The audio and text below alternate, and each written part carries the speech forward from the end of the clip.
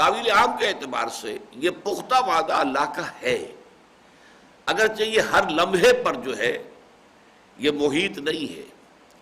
آئندہ بھی جب بھی کبھی ایمان اور جہاد کی بنیاد پر تحریک چلے گی، یہی وعدہ اللہ کا ان سے بھی ہے، لیکن یہ نہیں ہے کہ فوری طور پر ہو جائے گا۔ آخر 12 برس حضور کو مکے میں گزرے، حالانکہ اہل ایمان تھے، اور ان سے زیادہ ایمان والا تو کوئی ہو سکتا ہی نہیں ہے۔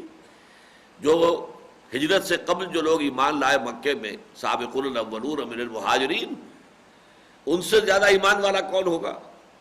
لیکن ظاہر بات ہے وہ اعلیٰ نہیں تھے، وہ سربلند نہیں تھے، وہ اونچے نہیں تھے، بلکہ وہ تو وہاں ڈومینیٹڈ تھے۔ غلبہ جو ہے کفار کو حاصل تھا، مشرکین کو حاصل تھا۔ تو گویا کہ یہ وعدہ جو ہے ہر لحظے پر جو ہے یہ محیط نہیں ہے، بلکہ یہ کہ ایک مناسب مدت کے بعد جب ان کی آزمائشیں ہو جائیں، وَلَنَبْلُوَنَّكُمْ بِشَيْءٍ مِّنَ الْخَوْفِ وَالْجُوعِ وَنَقْصٍ مِّنَ الْأَمْوَالِ وَالْأَنفُسِ وَالثَّمَرَاتِ۔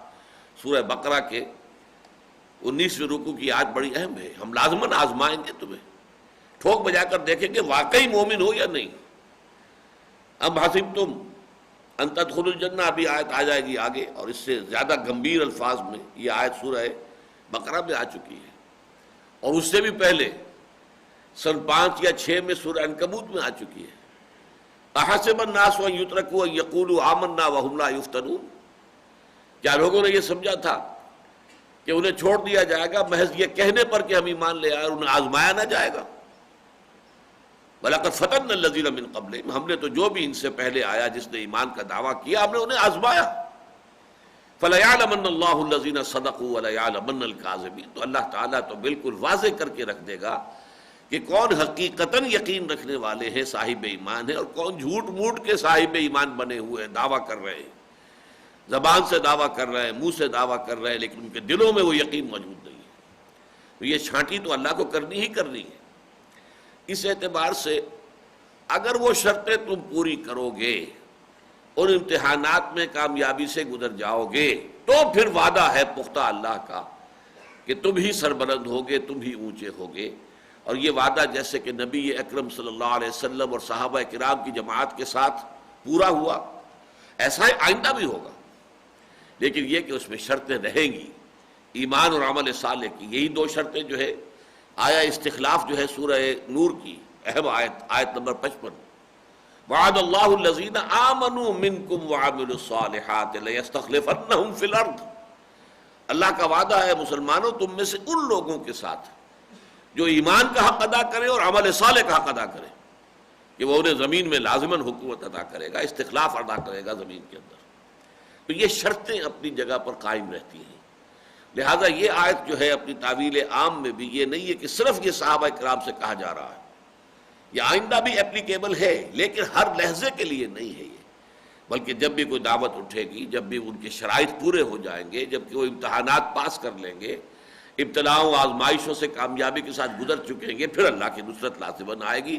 وَلَا تَهِنُوا وَلَا تَحْزَنُوا وَأَنْتُمُ الْأَعْلَوْنَ إِن كُنتُم مُؤْمِنِينَ، اور ہرگز نہ سست پڑو، نہ ڈھیلے پڑو، اور نہ ہی کوئی غم و اندوہ کو اپنے قریب آنے دو۔ اور یقیناً اللہ کا وعدہ تم سے یہ ہے کہ تم ہی سربلند ہوگے، تم ہی سب سے اونچے ہوگے، بشرطے کہ تم مومن ہوئے اور مومن رہے، اور تم نے ثابت کر دیا کہ واقعتاً تم مومن صادق ہو، تمہارے دل میں یقین موجود ہے۔ صرف یہ لپ سروس نہیں ہے، یہ صرف اقرار باللسان نہیں ہے، بلکہ یہ کہ واقعتاً ایک یقین کے ساتھ، یقین کی کیفیت کے ساتھ یہ تمہارے دلوں میں ایمان راسخ ہو چکا ہے۔ ویسے یہ کہ غزوہ احد میں جو کچھ پیش آیا ہے، اندازہ ایسا ہوتا ہے کہ اس کا چاہے ڈیٹیلڈ جو ہے پورا علم اللہ نے حضور، لہذا تم کیوں سست پڑ رہے ہو، تم کیوں دل برداشتہ ہو رہے ہو، تم کیوں دل گرفتہ ہو رہے ہو، تم کیوں رنج و غم کے اندر مبتلا ہو رہے ہو۔ ان یمسسکم قرح فقد مس القوم قرح مثلہ، ایسا ہی چرکا، ایسا ہی زخم جو ہے اس قوم کو بھی لگ چکا ہے، تمہاری دشمن قوم کو۔ وَتِلْكَ الْأَيَّامُ نُدَاوِلُهَا بَيْنَ النَّاسِ، اور یہ تو دن ہیں جنہیں ہم گردش میں رکھتے ہیں لوگوں کے مابین، یعنی اونچ نیچ تو ہماری یہ سنت ہے، ہمارا طریقہ ہے کہ ہم لوگوں کے مابین یہ اونچ نیچ کرتے رہتے ہیں، گردش میں رکھتے ہیں معاملات کو، اس لیے کہ اسی سے آزمائش ہوتی ہے۔ اسی سے جانچ پرکھ ہوتی ہے کون کتنے پانی میں ہے. اگر ایسا نہ ہو ہر وقت جو ہے اللہ تعالیٰ کی مدد آ رہی ہے، ہر وقت آ رہی ہے، ہر وقت آ رہی ہے، تو ظاہر بات ہے کمپلیسنسی جو ہے وہ تمہیں ٹیک اوور کر لے گی. پھر اس کی جد و جہد، محنت، مشقت، ایثار، قربانی، یہ سارے جذبے کہاں سے آئیں گے؟ وہ تو یہ کہ عالم واقعہ میں جو عالم اسباب ہے اس کے اندر رہتے ہوئے جد و جہد کرو گے، اور کبھی چرکا بھی کھاؤ گے، کبھی زخم بھی کھاؤ گے، تبھی تو واقعتاً ثابت ہوگا کہ تم میں سے کون واقعی صاحب ایمان ہے. تلک لم اللہ الذین آمنوا ویتخذ منکم شہداء، اور تم میں سے کچھ کو اپنا گواہ بنا لے، شہید بنا لے، گواہ بنا لے. یہ مقام اس اعتبار سے قرآن مجید کا اہم ترین مقام ہے کہ صرف یہ ایک جگہ ہے پورے قرآن میں جہاں لفظ شہید اللہ کی راہ میں مقتول ہونے کے معنی میں لیا جا سکتا ہے. ورنہ یہاں بھی شہادت کا جو عام تصور ہے اللہ کا گواہ، لیکن یہاں نہیں، یہاں یہ مقتول فی سبیل اللہ کے معنی میں لیا جا سکتا ہے لفظ شہید. ورنہ پورے قرآن مجید میں اللہ تعالیٰ کی راہ میں قتل ہونے کے لیے لفظ قتل ہی آیا، شہادت کا لفظ کہیں نہیں آیا، سوائے اس ایک مقام کے جہاں امکان ہے. آپ کو معلوم ہے سورہ بقرہ کے بھی 19ویں رکوع میں وَلَا تَقُولُوا لِمَنْ يُقْتَلُ فِي سَبِيلِ اللَّهِ أَمْوَاتٌ، ہرگز نہ سمجھنا ان کو یا کہنا ان کو کہ جو اللہ کی راہ میں قتل ہو جائیں. یہاں شہید ہونے کا لفظ نہیں آیا. وَلَا تَقُولُوا لِمَنْ يُسْتَشْهَدَ فِي سَبِيلِ اللَّهِ أَمْوَاتٌ، ہرگز نہ یہ سمجھنا کہ جو بھی اللہ کی راہ میں شہید کر دیے جائیں، نہیں. وَلَا تَقُولُوا لِمَنْ يُقْتَلُ فِي سَبِيلِ اللَّهِ أَمْوَاتٌ. اسی طریقے سے اس سورہ آل عمران میں بھی آگے چل کر آئے گا وَلَا تَحْسَبَنَّ الَّذِينَ قُتِلُوا فِي سَبِيلِ اللَّهِ أَمْوَاتًا بَلْ أَحْيَاءٌ عِندَ رَبِّهِمْ يُرْزَقُونَ. ہرگز نہ سمجھنا ان لوگوں کو جو اللہ کی راہ میں قتل ہو جائیں کہ وہ مردہ ہیں. نہیں، وہ زندہ ہیں، اپنے رب کے پاس رزق پا رہے ہیں. فَرِحِينَ بِمَا آتَاهُمُ اللَّهُ مِنْ فَضْلِهِ، فرحاں و شاداں ہیں، خوش و خرم ہیں ان نعمتوں پر جو اللہ تعالیٰ نے انہیں اپنے فضل سے عطا کی. تو اللہ کی راہ میں قتل کے لیے بھی قرآن کا لفظ قتل ہی ہے. حدیث میں بھی بہت سے مقامات پر اللہ کی راہ میں قتل ہونے کے لیے اگرچہ لفظ شہادت کا بھی استعمال ہوا ہے، لیکن وہاں بھی ہم دیکھتے ہیں کہ حضور کی مشہور حدیث جو ہے لَوَدِدتُّ أَنْ أُقْتَلَ فِي سَبِيلِ اللَّهِ ثُمَّ أُحْيَا ثُمَّ أُقْتَلَ ثُمَّ أُحْيَا ثُمَّ أُقْتَلَ، اس میں قتل ہی کی گردان ہے. یہ میری بڑی شدید خواہش ہے میں اللہ کی راہ میں قتل ہو جاؤں، پھر مجھے زندہ کیا جائے، پھر ایک مرتبہ اللہ کی راہ میں قتل ہونے کی لذت مجھے نصیب ہو، پھر مجھے زندہ کیا جائے، پھر ایک مرتبہ اللہ کی راہ میں قتل ہونے کی سعادت میرے حصے میں آئے. یہاں تینوں مرتبہ وہی لفظ قتل آ رہا ہے لَوَدِدتُّ أَنْ أُقْتَلَ فِي سَبِيلِ اللَّهِ ثُمَّ أُحْيَا ثُمَّ أُقْتَلَ ثُمَّ أُحْيَا ثُمَّ أُقْتَلَ.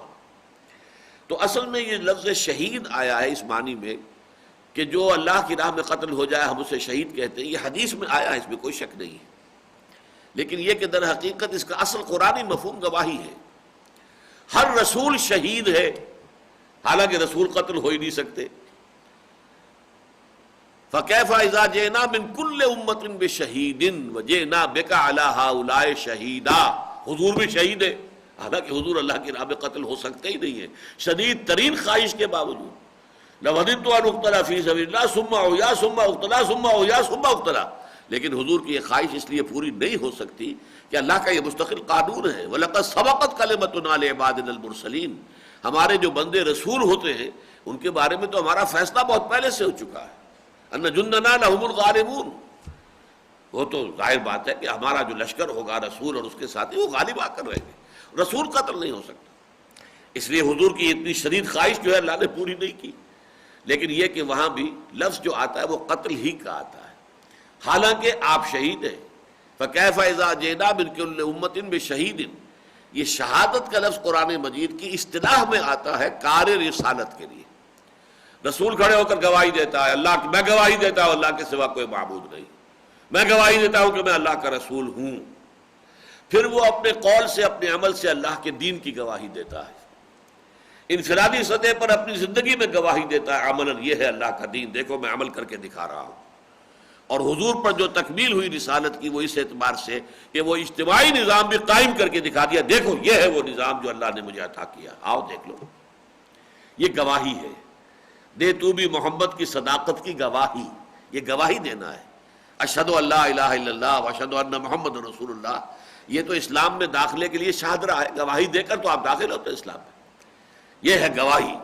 اور یہی گواہی دینا جو ہے پوری دنیا پر اب یہ امت مسلمہ کا فرض منصب ہی ہے.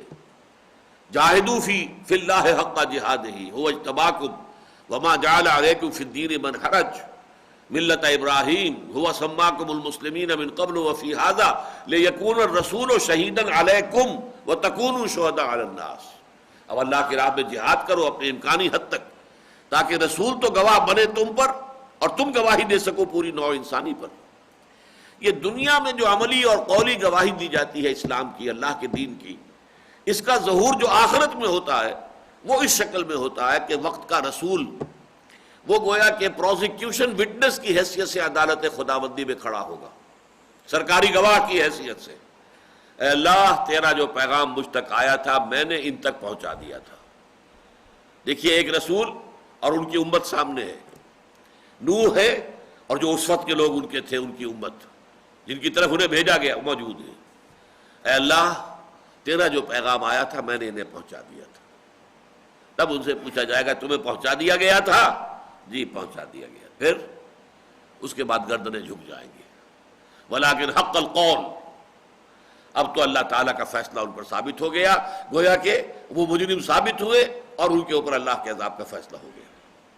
قیل ادخلوا ابواب جہنم خالدین فیہا وبئس مثوى المتکبرین. اسی طریقے سے حضور کو بلایا جائے گا اور آپ کی وہ اس وقت کی جو امت ہے جس کو کہ براہ راست آپ نے دین پہنچایا ہے، ان پر گواہی لی جائے گی آپ سے. اور یہ گواہی جب حضور دیں گے اس کا جو نقشہ ہوگا اس کی وجہ سے حضور کی آنکھوں سے آنسو رواں ہو گئے تھے. یہ سورہ النساء کی آیت نمبر 41 ہے اور یہ بڑا پیارا واقعہ ہے سیرت کا کہ حضور نے ایک مرتبہ حضرت عبداللہ ابن مسعود سے فرمائش کی کہ مجھے قرآن سناؤ. وہ کچھ جھجکے بھی کہ حضور میں آپ کو قرآن سناؤں، آپ پر تو قرآن نازل ہوا، آپ محبت قرآن ہیں، پھر آپ مجسم قرآن ہیں، آپ کو کیا قرآن سناؤں. فرمایا نہیں، مجھے دوسروں سے سن کر کچھ اور حظ اور کیفیت حاصل ہوتی ہے. لہٰذا انہوں نے پڑھنا شروع کر دیا سورہ نساء جو ہے آغاز سے. اب وہ نقشہ دیکھ لیجئے اپنے چشم تصور سے. صحابہ کرام تو بیٹھے ہوتے تھے حضور کی محفل میں تو گردنیں جھکا کر بیٹھتے تھے. اب یہ بھی پڑھ رہے ہیں تو گردن جھکائی ہوئی ہے. اب انہوں نے سورہ نساء شروع کی. جب 41ویں آیت پر آئے فَكَيْفَ إِذَا جِئْنَا مِنْ كُلِّ أُمَّةٍ بِشَهِيدٍ وَجِئْنَا بِكَ عَلَىٰ هَٰؤُلَاءِ شَهِيدًا. کیا ہوگا اس دن جب کہ ہم ہر امت کے خلاف ایک گواہ کھڑا کریں گے. اس کا جو رسول تھا اب وہ اس کے خلاف گواہی دے گا. اور اے نبی، اے محمد، آپ کو بلائیں گے گواہی دینے کے لیے اپنی اس امت کے خلاف. اس پر حضور کی آنکھوں سے آنسو رواں ہو گئے اور آپ نے کہا حسبک حسبک حسبک، بس کرو بس کرو. عبداللہ ابن مسعود رضی اللہ تعالیٰ عنہ نے آنکھ اٹھا کر دیکھا تو حضور کی آنکھوں سے آنسو بہ رہے تھے.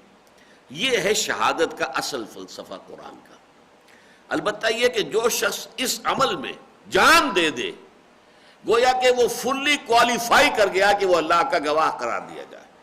یہ گویا کہ آخری درجے کی کوالیفیکیشن ہے کہ اسے اللہ کا گواہ کہا جائے. اس معنی میں شہید جو ہے مقتول فی سبیل اللہ کے لیے اصطلاحاً پھر استعمال ہونا شروع ہو گیا. حدیث میں ہوا ہے اور اس کے بعد ہمارے ہاں یہ اصطلاح اتنی عام ہو گئی کہ اب شہید کے معنی ہی وہ سمجھے جاتے ہیں.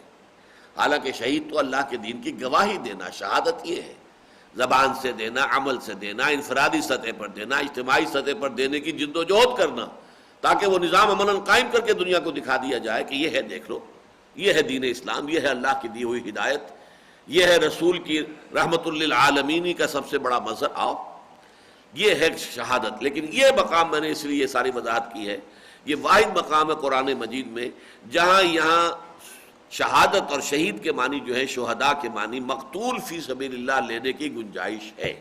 اگرچہ جو اس کا عام مفہوم ہے وہ بھی لیا جا سکتا ہے.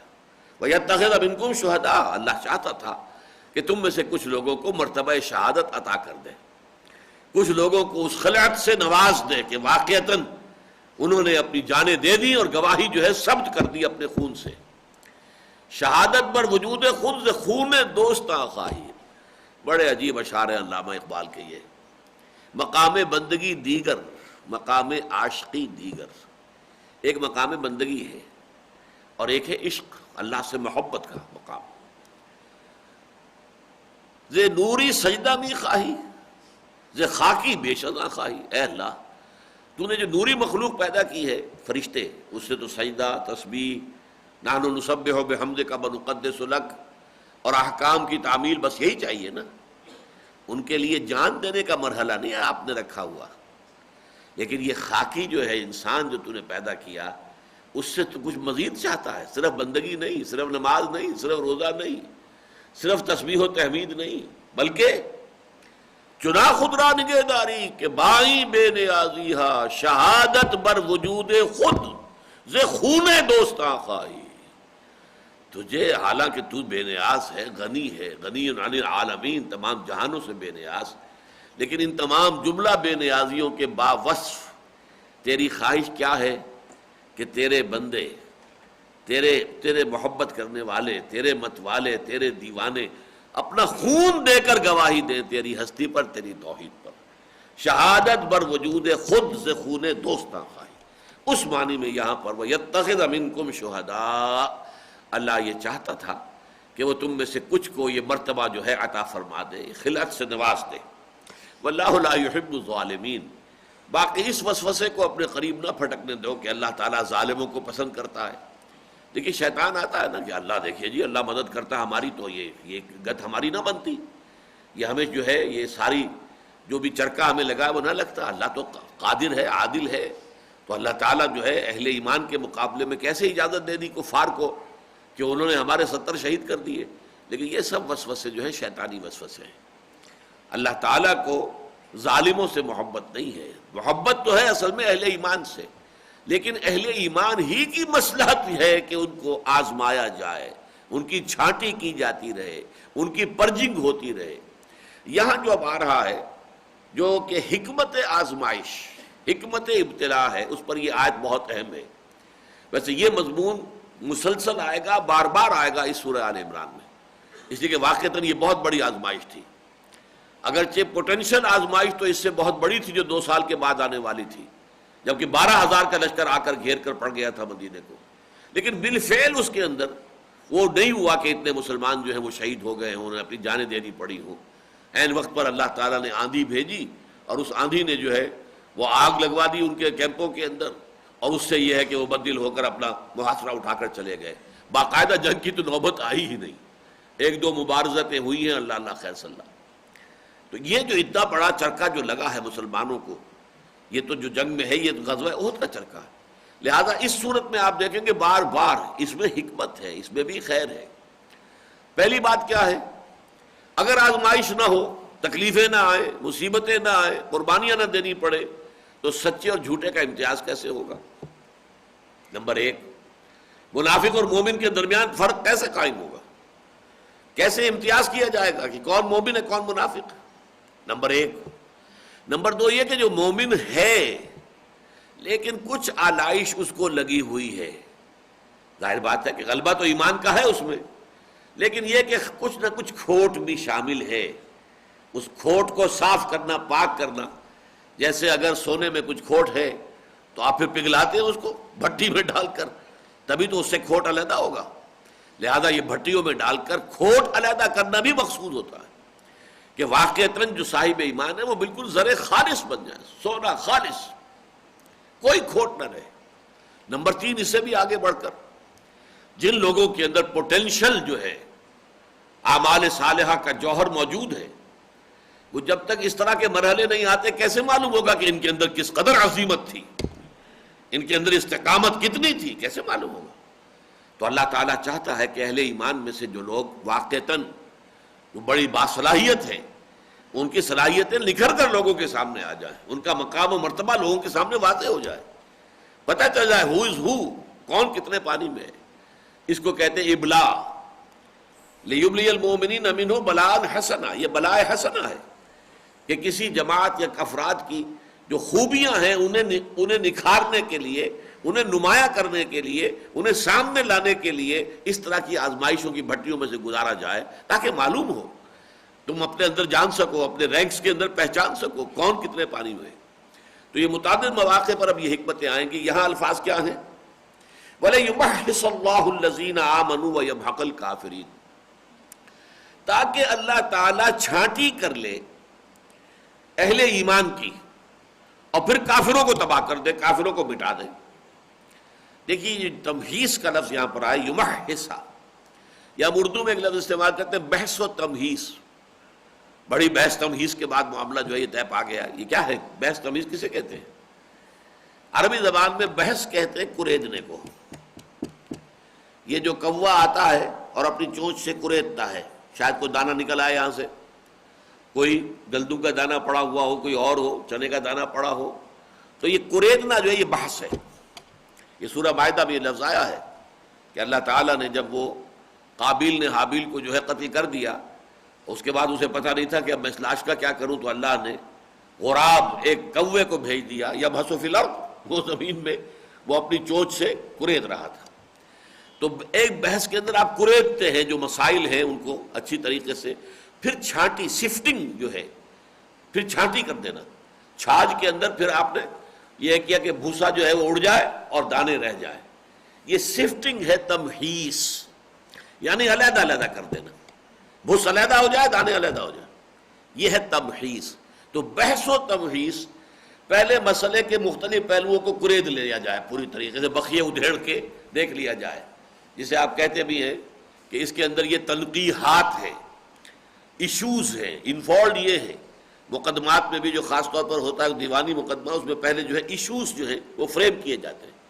یہ گویا کہ تبحیث ہے، بحث ہے، اس کے بعد پھر ان کے اندر چھانٹی کی جاتی ہے۔